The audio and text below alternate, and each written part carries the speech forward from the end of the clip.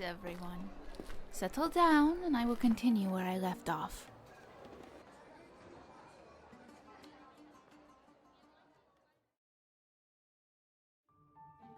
After the War of the Gods, the goddess of the heavens left much of the world to her allies, wishing to tend to her broken heart rather than deal with the petty squabbles deities created for power in this realm.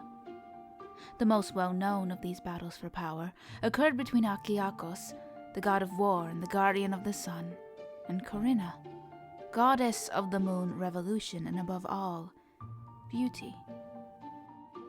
For years upon years they fought endlessly for the right to rule this world, for their light to be the one and only mortals such as ourselves looked upon.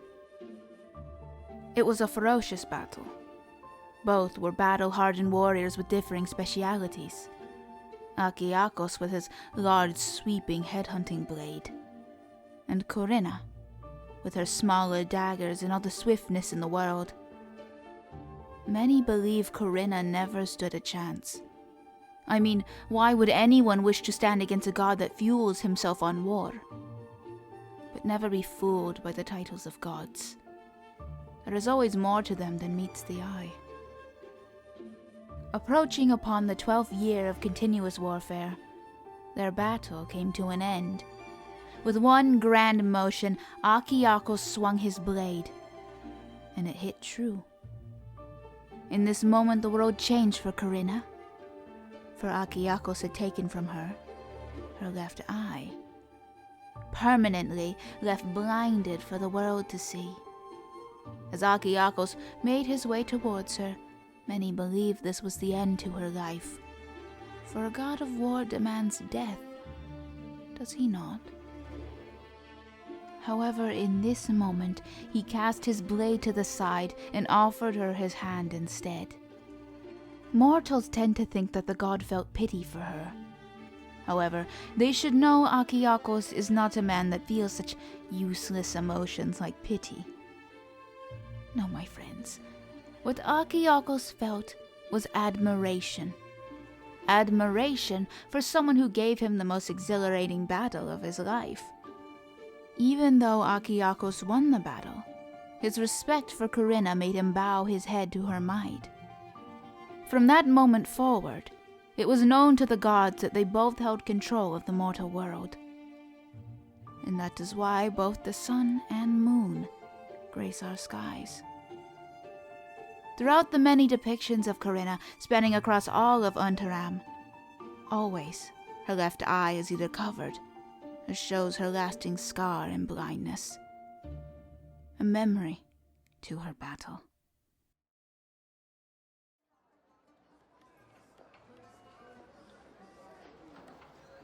Yes.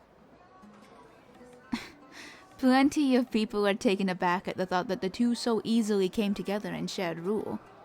But the ways of the gods are not for mortals like us to understand.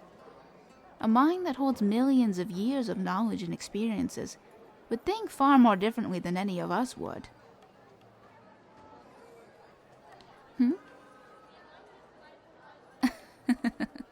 I wouldn't necessarily call the two of them lovers.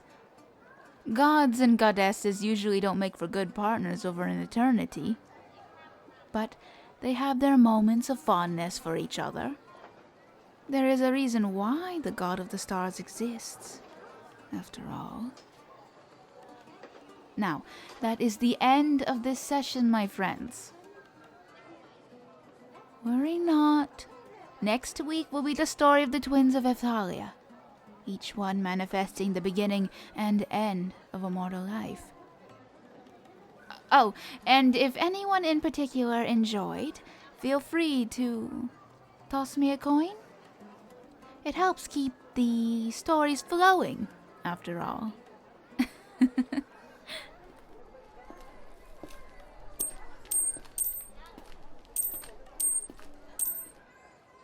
Ah, it's you, little stallion. I suppose you've found my little storytelling pastime? I mean, what does it matter if I gain a few coins from it? I'm providing entertainment. It's a valid service. Glad to hear you agree. So, what did you think of the story? Obviously you were listening. I know that the story of the sun and moon is a common one, but it's popular for a reason. It was intriguing. That's better than boring, I suppose. Don't worry about it. I know what you meant. Care to sit? Or do you have somewhere to be? Great. Company would be nice. Oh, you can have your coin back if you want. You probably need the money more than I do right now. Are you sure? Oh, well, I suppose if you liked my storytelling that much, then I'll just take it and be quiet.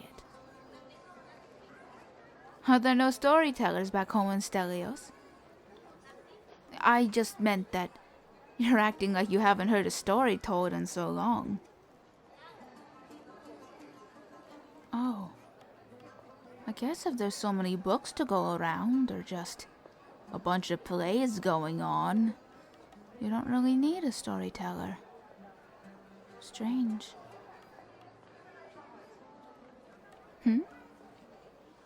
How did I get into storytelling? That's a bit of a long story, but to make things simple, I've always had an affinity with stories and the mythology of Unterram. My father was a sailor. Hardly ever saw him growing up. Not that he was doing it on purpose, but the family needed money. So away he went. My mother was a really busy woman. She would create her own wares and sell them in the market nearly every day. But even though she must have been so tired and done with everything, she would come back home and tuck me in at night and tell me stories until I fell asleep. Nothing made me happier as a child than finally getting that time with my mother and hearing all of the wonderful stories she told. I don't think the feeling ever left. So, armed with all of my mother's knowledge, I hope to spread the fascination to others. And make a little money on the side for my trouble.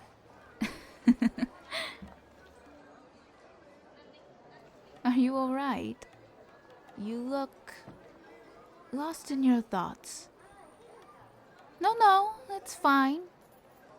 Either my backstory is extremely boring or you just remembered something. You know, you can tell me to be quiet sometimes.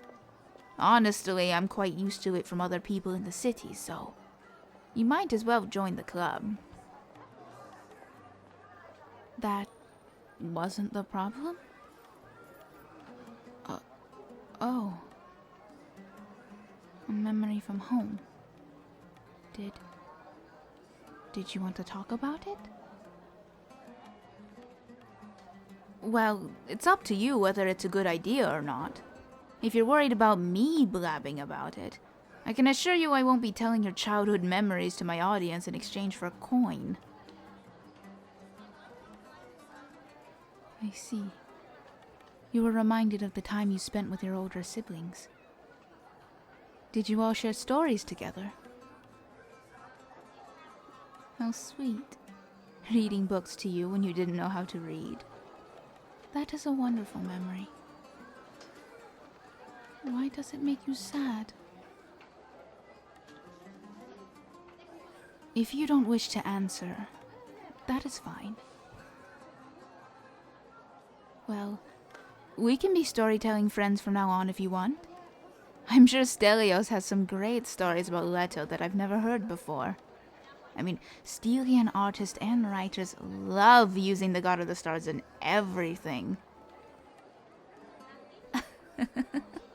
I mean, it makes sense, since he's also the god of the arts, but at some point, isn't it not surprising to use Leto in something for the 1000th time?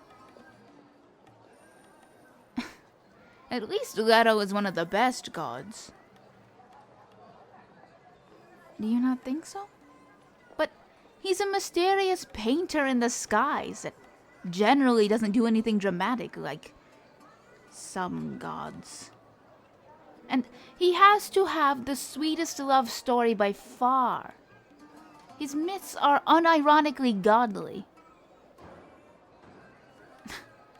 Picking the twins of Evhalia is cheating.